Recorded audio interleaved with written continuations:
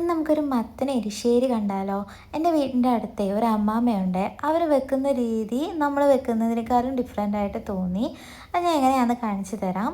ആദ്യം വേണ്ടത് നമുക്ക് ചെറുപയറാണ്. ചെറുപയറും ചെറുതായിട്ട് അരിഞ്ഞ മത്തനും വേണം. ഇത് രണ്ടും കൂടി ഒരു കുക്കറിലേക്ക് ഇട്ട് കൊടുക്കുക. അതിനുശേഷം ഒരു ടീസ്പൂൺ മഞ്ഞൾപ്പൊടി ഇടണം.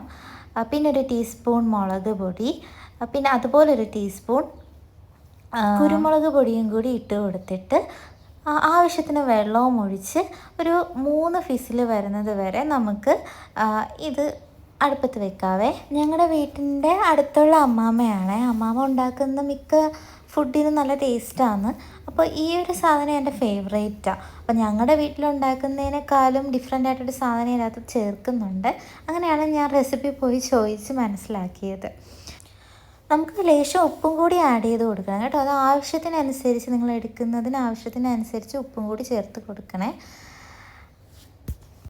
പിന്നെ നമുക്ക് ആവശ്യമായിട്ടുള്ളത് തേങ്ങ ചിരകിയത്, മഞ്ഞൾപ്പൊടിയും 2 അല്ലി വെളുത്തുള്ളിയും ഒരു 2-3 കാന്താരി മുളകും ജീരകം കൂടിയാണ്. പിന്നെ കുറച്ച് തേങ്ങ ഞാൻ മാറ്റി വെച്ചിട്ടുണ്ട്. അതാണ് ഇതിൻ്റെ സീക്രട്ട് ഇൻഗ്രീഡിയൻറ്റ് കേട്ടോ.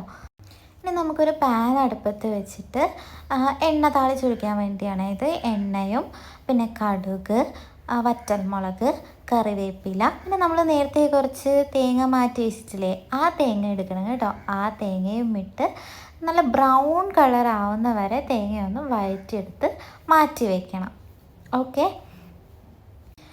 ഇനി നമുക്ക് കുക്കറിൽ വെച്ചത് നല്ല വെന്ത് പരുവായിട്ടുണ്ടാവും. അതിലേക്ക് നമ്മൾ മിക്സിയിൽ അരയ്ക്കാൻ എടുത്ത് വെച്ച തേങ്ങയില്ലേ, തേങ്ങയുടെ കൂട്ട്, അതൊഴിച്ച് നന്നായിട്ട് ഇടിച്ചെടുക്കണം കേട്ടോ. നല്ല കുഴച്ചെടുക്കണം. ആ കുഴച്ചെടുത്തതിന് ശേഷം നമ്മൾ ഈ നല്ല വറുത്ത് വെച്ച തേങ്ങയില്ലേ, ആ എണ്ണയൊക്കെ ഒഴിച്ച് വറുത്ത് വെച്ച് ബ്രൗൺ കളറാക്കിയ തേങ്ങ, അതും കൂടി ലാസ്റ്റ് അതിൻ്റെ മുകളിലേക്ക് ഇട്ട് കൊടുത്ത് ഇളക്കിയെടുത്താൽ നമ്മുടെ എരിശ്ശേരി റെഡിയായേ.